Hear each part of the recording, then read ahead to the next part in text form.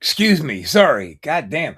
That entrance video is just so mellow. It just makes me feel so warm and cozy. And we are back for another episode of the Smells Like Hope podcast, where we take an honest, hard look at drug addiction, alcoholism, being codependent, and then we end it with messages of hope because that's what we all need sometimes. Just a little bit of fucking hope, man.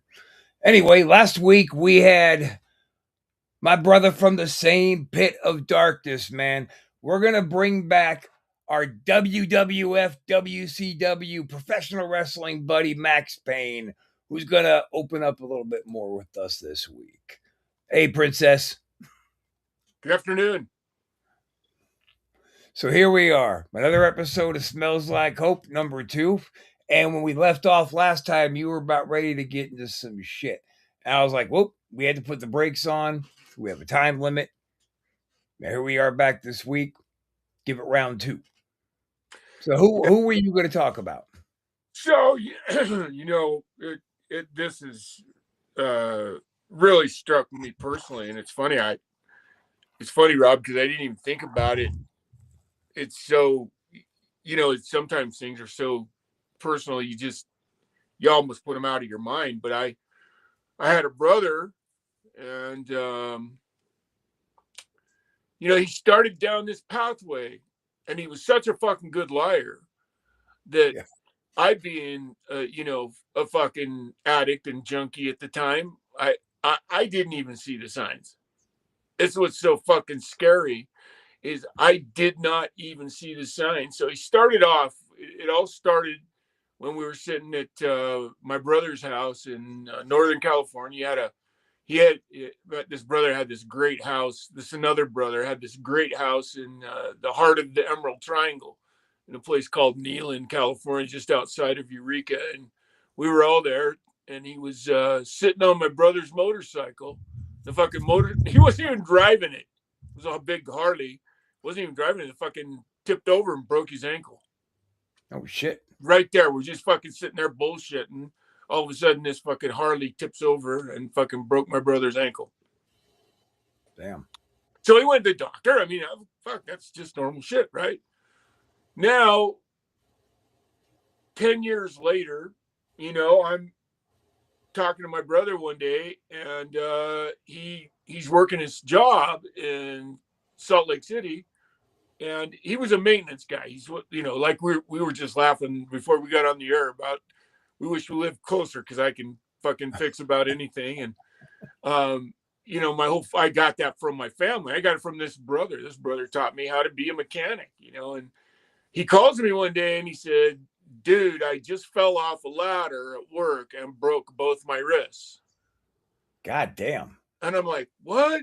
And he goes, yeah, I just fell off a ladder and broke both my wrists. And I said, well, fuck, I'll be right there. So I went to his house, and fucking sure enough, he's all casted up and shit, and I'm sure he did, was eating pain pills in front of me, but I didn't think anything about it because, he's my brother, and, my brothers all know I'm an addict. So they know they don't have to hide shit from me. Right.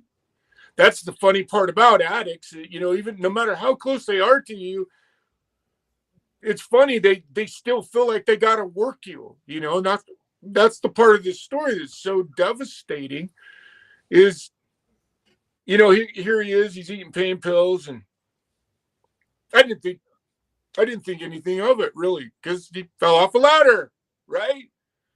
Broke his fucking wrists. So now 2 or 3 years go by, calls me on the phone one day and he says, bro, I just dropped a motor on my little finger. And I'm like, what? And he goes, I just dropped a motor on my little finger and they're going to have to amputate it. I said, well, I'll be right there. Right. So I go to the hospital and fucking now he drops a fucking motor on his little finger. And it's like, wow. And for a while, this is during a time where I became estranged from my brother because my ex-wife decided she was going to carry out a vendetta against me, even with my brothers and my family. And she had done her unequivocal best to turn my brothers against me, which at that moment in time, again, what do you do? Right. And so finally we got back together. I'll fucking bury the hatchet. Let's move on, brothers. We're still fucking brothers. So him and his wife, at the time I was managing a senior retirement apartment community in San Diego, California. And he comes there, he sort of is, a fix to what was going on. And at the time, I was heavy into a pain management doctor because we both know this is part of the deal. It's like we were talking about last week. It's like eating. How the fuck do you get through the pain and not manage it and not be a total? How do you do it without being that extreme motherfucker that every day you're out there seeking? How can you do it? Can you just take as prescribed? So I went to a pain management doctor, and I was managing my opioids at the time. And I thought my brother was just coming to see me and hang out with me. I thought, wow, fucking how great. He brought his wife, and we had this really cool spare apartment upstairs from where we lived. Brother comes there, and my wife goes home. We literally worked 36 steps away from where we lived. We lived right outside the office. Our apartment was, and this apartment that I gave to them was just upstairs, right? So, they're hanging out during the fucking day. And my wife goes home to do something, and she comes back and she goes, wow, I just caught your brother's wife going through the pill cabinet. Oh. I went, what? She goes, yeah, I went home. Your brother's laying on the couch. And I walked in the house, and I didn't even think to ask where Debbie was. And all of a sudden, here she comes out from behind the door where she thinks the pills are. And I'm like, you gotta be fucking ribbing me, right? I mean, I'm crushed now, because now I'm thinking the only fucking reason he came to see me is because he knows I have opioids. And is that the only reason he's there, is to bring his wife there and steal my fucking drugs? So she was using too? Yeah, she was using too. Well, I found out that posthumously, right? I didn't know it then, but she's fucking all up in the guts of these motherfuckers too. And so just when you think this story can be bad enough, right, Rob? Just when you think, okay, wow, this is some fucked up. There's always worse, yeah. Oh, I know, right? All of a sudden, one fucking day, so my middle brother, who was an alcoholic and drug addict as well, sells this brother, my brother Donald, sells him a Harley, fucking Road King, beautiful red Road King, and he bought a new one, so he sold this one to my brother. One day, the fucking phone rings. I'm still in California, and the fucking phone rings, and it's my middle brother. He goes, hey, Daryl, Donald's in the hospital.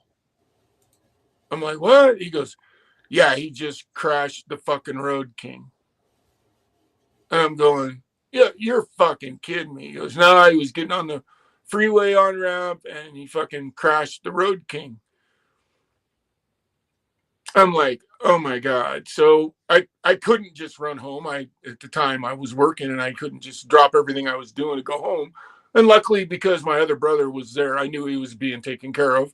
But I talked to him on the phone when I could, and he was in the hospital for like fucking 2 weeks. He almost died. Had fucking embolism in his lung. They had to fucking do all kinds of shit and saved him, and they managed to keep him alive. And he comes out of it. And he calls me on the phone one day, and he's talking to me. And even now, I feel so guilty because I didn't realize the call for fucking help. I didn't realize what he was calling to ask me was, and I should have read the signs, but at the time, one of the things, if you take opioids on a consistent basis, you got to deal with constipation. That's why there's so many constipation drugs on television. Most people don't realize that, but the biggest reason for all the constipation drugs that are advertised on TV and the fucking fiber shit, that's all because the amount of opioids this country uses. And if you don't fucking do something about it, it can be Yeah. deadly, right? So my wife, God bless her, she's so amazing. She had read an article about oatmeal, and so we every morning to start the ritual of the day, we ate this great oatmeal. And so I was telling my brother about it, and he fucking got mad. He goes, "Fuck, you're acting like I'm an addict." I said, "I didn't say that at all. I'm just telling you, because I started asking him questions.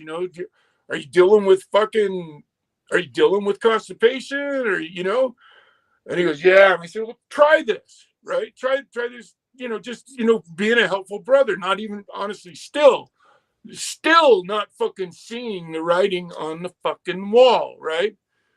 And Even though he just confessed.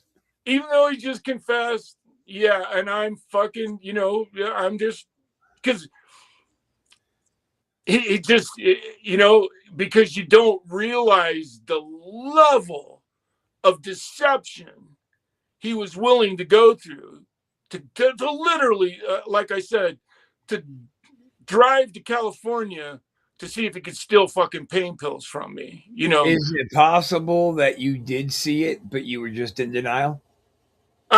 Looking back in retrospect, I guess that's probably my protectionism of myself, Rob, Mm. because in the end, he calls me one day and he goes, "Wow, the doctor finally fucking did it, man.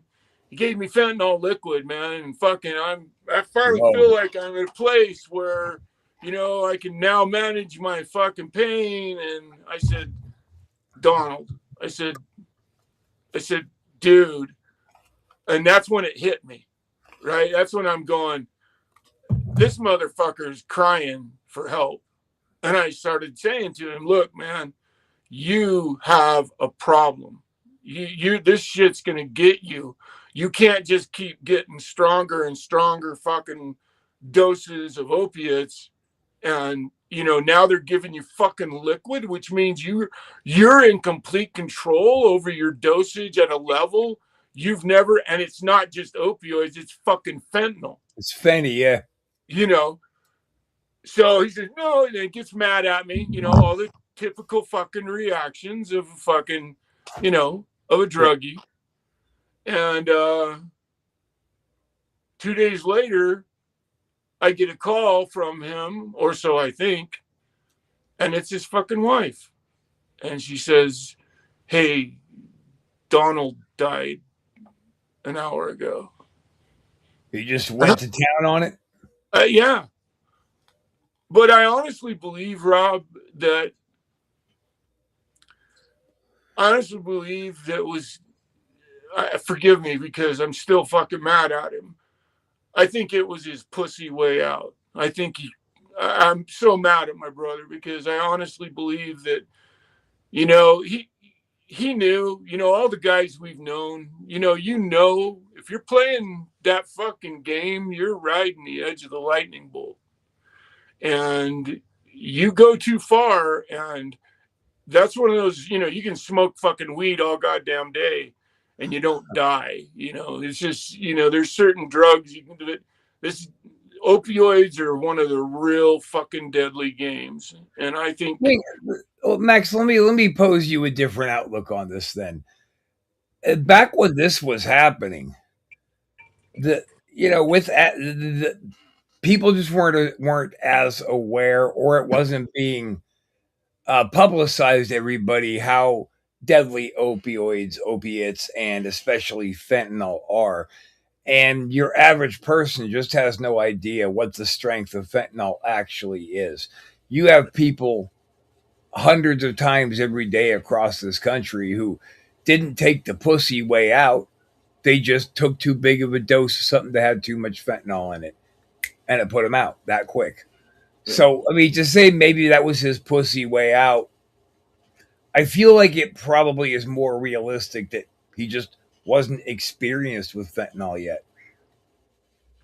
Yeah, you know, and I've talked to his son about this, and we've had some pretty major discussions about it. And I'm gonna have to I'm gonna have to fucking land on the side of you're right, you know. But the problem, what I beat myself up for on a daily basis was after that, where he broke his ankle in California fucking 25 years ago, and they prescribed him a shitload of fucking opioids. And then to look at all of the shit that happened after that, because I'm the kind of guy, I wouldn't have hesitated a second to really fucking confront him hardcore, you know. Every single one of those incidents I am telling you about, including the Harley crash, because the way he crashed, I really think he had it. That's why I'm telling you the story like this, is because even the Harley crash at the end, I think he did it on purpose to You get think he fucking pain dumped pills. some more pills? Yeah. Well, that's what I was going to say about the getting the finger cut off this. Well, I can sacrifice a pinky tip. Bam, and he dropped the motor on it for the drugs.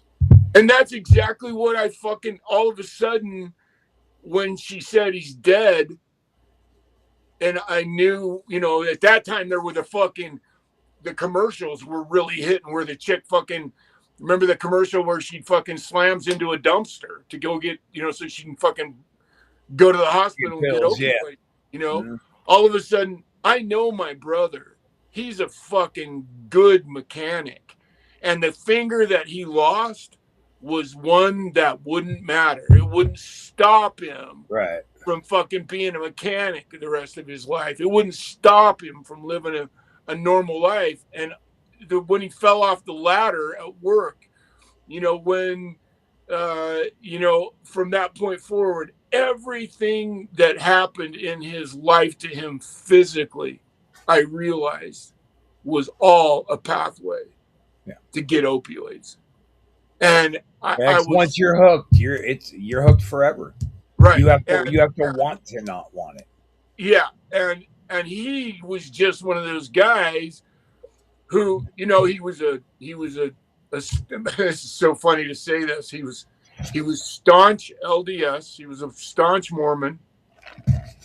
So what he was doing was okay. You know, it's not like a guy I'm fucking sitting on the street fucking nailing heroin. You know, every fucking drug that passed through over his tongue was fucking given to him by a doctor. So you know that's okay. You know that part of it's okay. And I was so embarrassed of myself that I hadn't woken up and really fucking just drove to Utah and said to him, dude, you need help now. You Would are it have worked? fucked. No. No, and that's the sad part.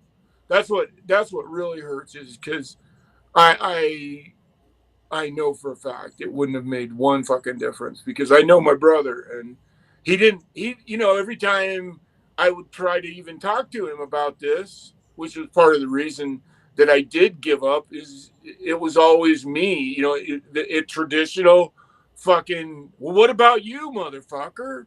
You know, it always went down that road whenever and I would say to him, that's the reason I fucking can talk to you, you fucking dickhead, is because I do know what the fuck I'm talking about here. You know, I have to battle it every fucking day, but I hadn't put together the accident shit until after he died. That formula didn't present itself till I went, the light bulb popped on, and I went, you've got to be fucking ribbing me. The Well, you know, little finger's what did it. it just speaks to the level of denial the Yeah. family is when it comes. I mean, people can be in denial about themselves. Of course, they're going to be. I have people asking me all the time, "Don't you think you have a coke problem?" I'd say no. I sell it, so I gotta try it before I sell it. Yeah, blah blah blah blah blah. I gotta keep going. I gotta keep awake at the crazy hours they call me. I was in total denial, and then you have people around you who are also in denial. And Yeah. that doesn't mean that they're bad or they did anything to look. whoever is watching this show right now, they are watching it. They are either already in recovery and they're rocking it, they're in recovery and they're kind of struggling with it, or they are suffering in silence and they stumbled on this because they want to get clean. But people in your brother's state would have never turned this on. They kept Yeah. moving right past it. Yeah. So you have to want it. And no matter what you do, then you're just the asshole. And that causes even a greater rift in your family because now he's lashing out about you to Yeah. anybody who will listen, trying to get sympathy. I mean, what can you do? You got to know that you have to let this go. It's not on you. Yeah. I think that's why I was so excited to do this show with you, is because I don't give a fuck who you are. It's That's the fucking true challenge right there. Is how do you let the love of a brother go? You don't. You don't let that part go. You got to just separate yourself from the negative emotions you're feeling. If you feel like you need to forgive yourself, then you need to do that. But it sounds to me like you more need to forgive him. And it's hard because I'm so fucking mad at him still, you know? Yeah. I'm sorry, I was gonna try. I promised myself that I wouldn't fucking I was gonna be strong today and not cry about it. But Yeah, but fuck that. What do they say? Crying is just pain escaping your body. Let it go. yeah. Let it go. I mean, I have my sister right now, the one who's going to be taking over this show. And brother, we got a bad fucking past when it comes down to drug and alcohol use. The only thing I ever say positive, about myself when I was in my active addiction was my addiction didn't really reach out and touch anybody else in my life besides Chris, who was watching me circle the drain. So you and then your family, of course, who knows you're selling, and they feel stress over that.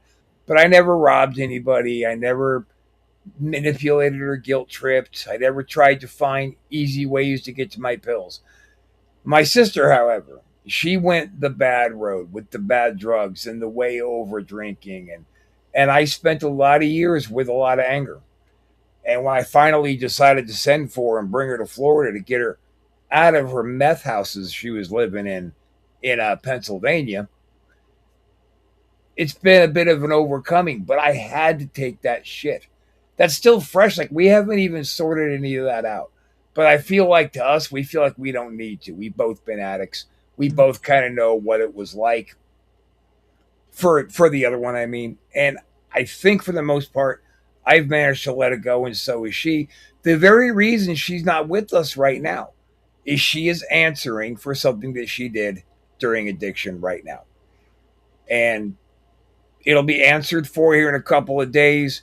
She'll be back here. She'll be taking on the host duties of this show, and it's important because she's been through this battle so many times and gone through recovery and I am 5,000% into recovery now. But that always burns out, I think, when people go too hard towards recovery and meetings and all that, and constantly judging yourself and the things that you've done and the mistakes you feel like you've made. But a part of recovery is learning how to let all that go. And all you've done is compartmentalize it. And that doesn't help because you're still carrying the bags. Yeah.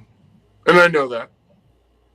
Fuck You yeah, know, dude. that's the hard part, is because, you know, I have I have such fond memories of my brother, yet the last memories I have of him is him blaming me.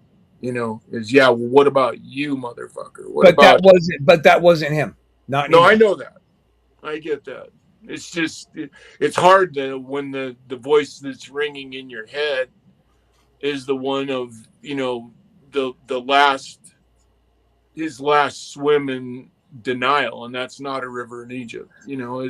His last moment of him, not accepting the fact that this was going to kill him, and then it killed him.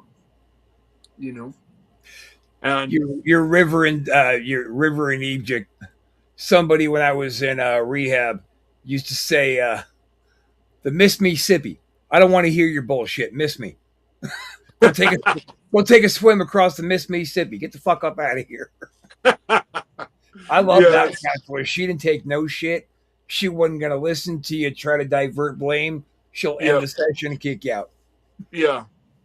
And that's the part that was so funny. And it's funny because it wasn't just one of my brothers. It was the two brothers that were closest to me that I loved the most. That in the end were the ones that were the hardest on me because they, it's like the old adage says, you're always shittiest to your family because they're going to come back to you.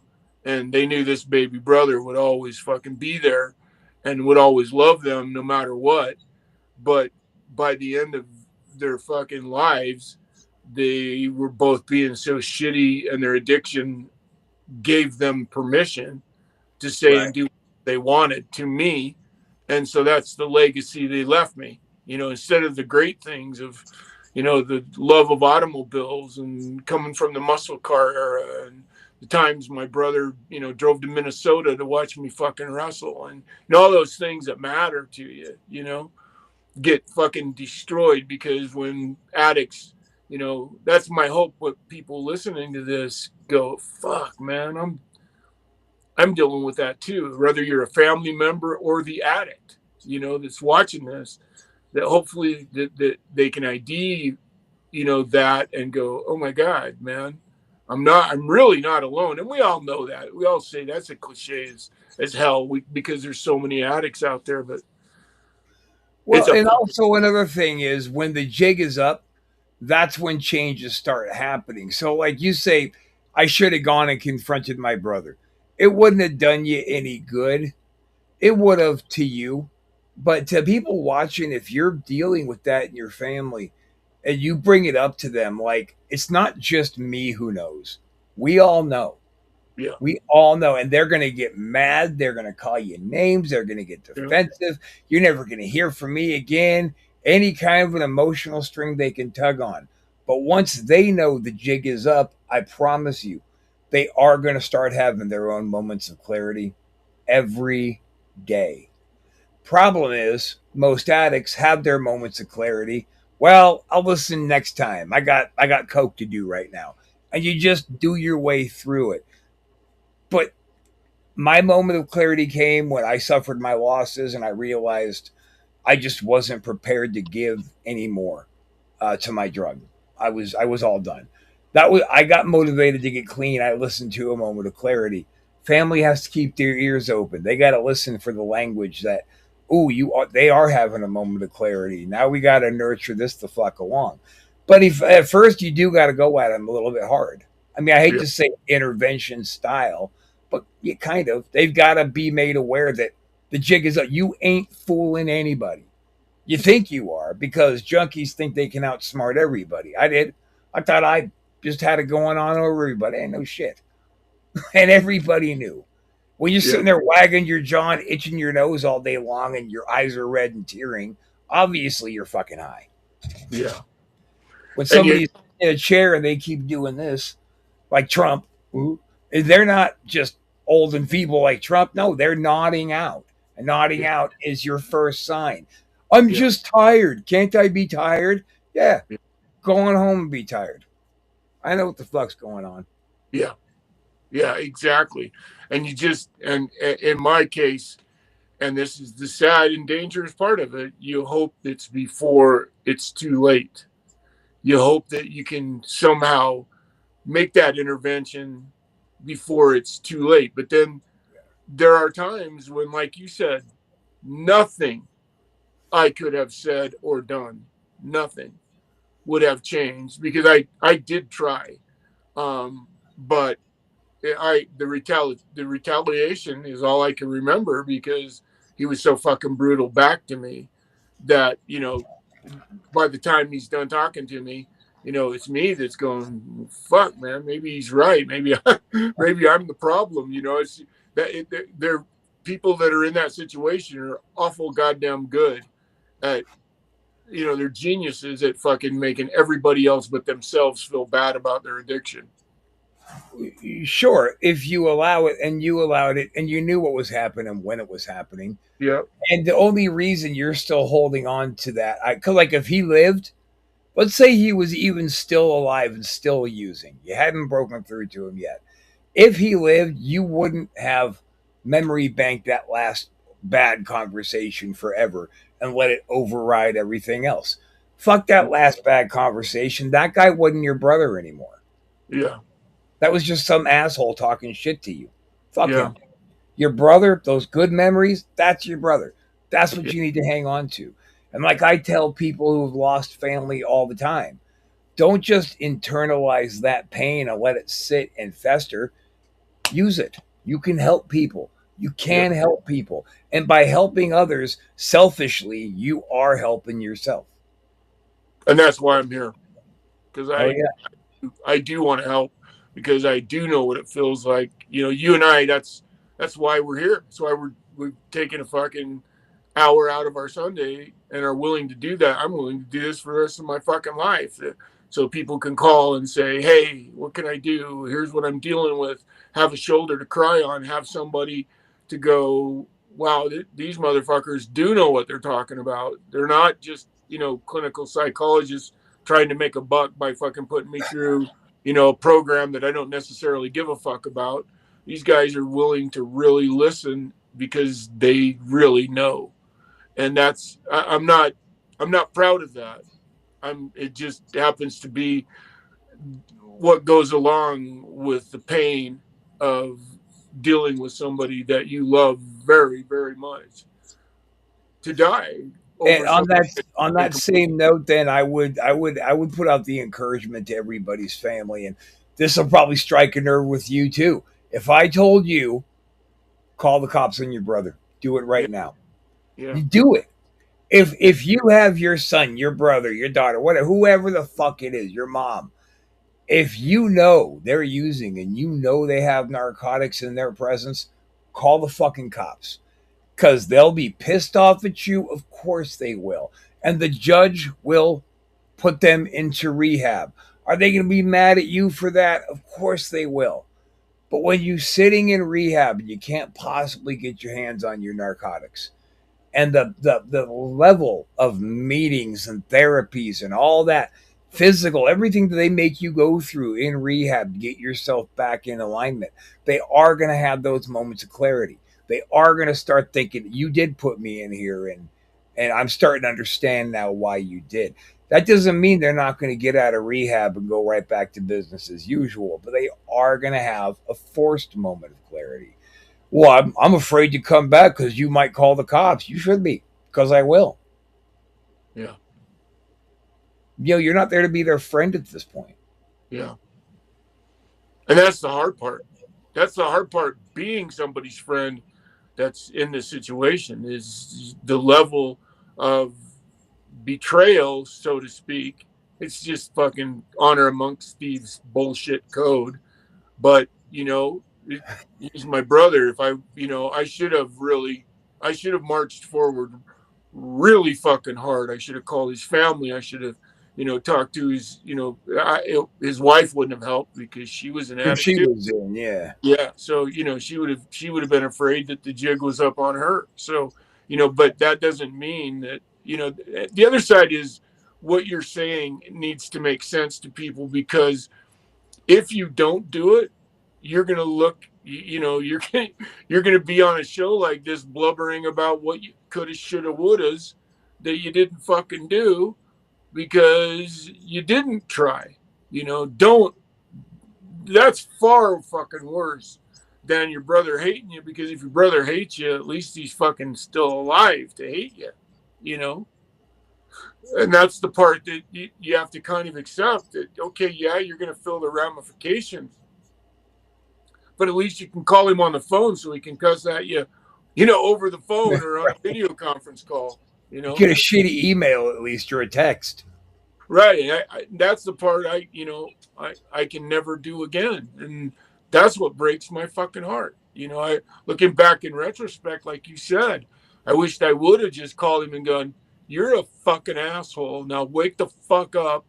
And if I have to, I'm gonna drive there and kick your ass and take you to fucking rehab right fucking now. But I didn't.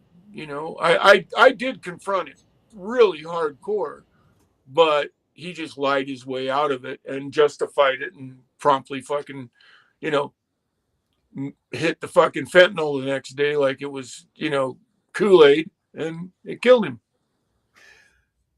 And if it helps you, like doing this show does help. It helps a lot Yeah, of people to it the does. point where, and I'm not gonna say his name, but another one of the boys from TV called me after seeing one of these shows.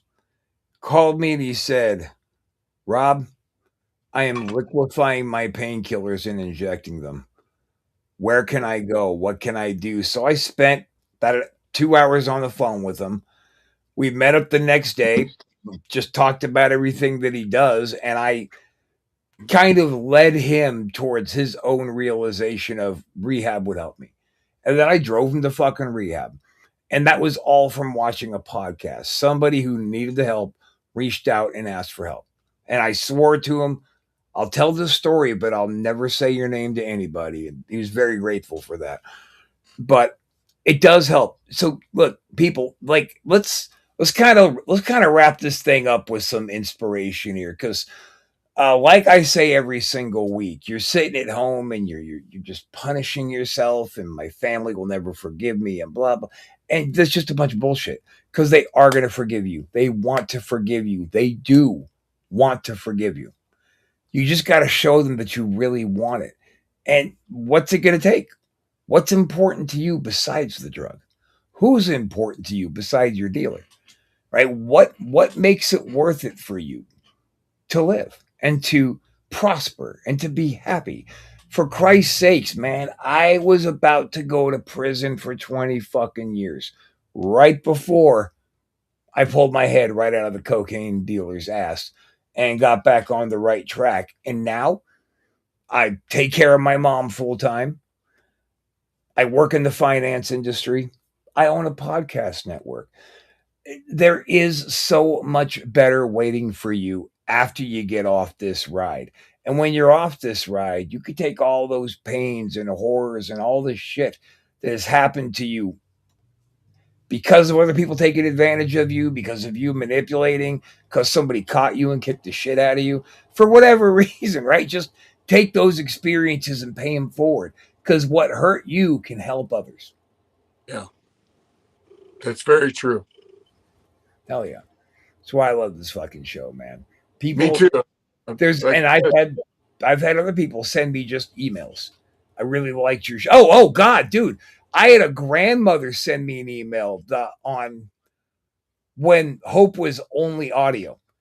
Casanova was my first guest on this show because he knows about codependence, and because his father was an alcoholic, bad, made his life miserable. So we kind of went over just what codependency is about.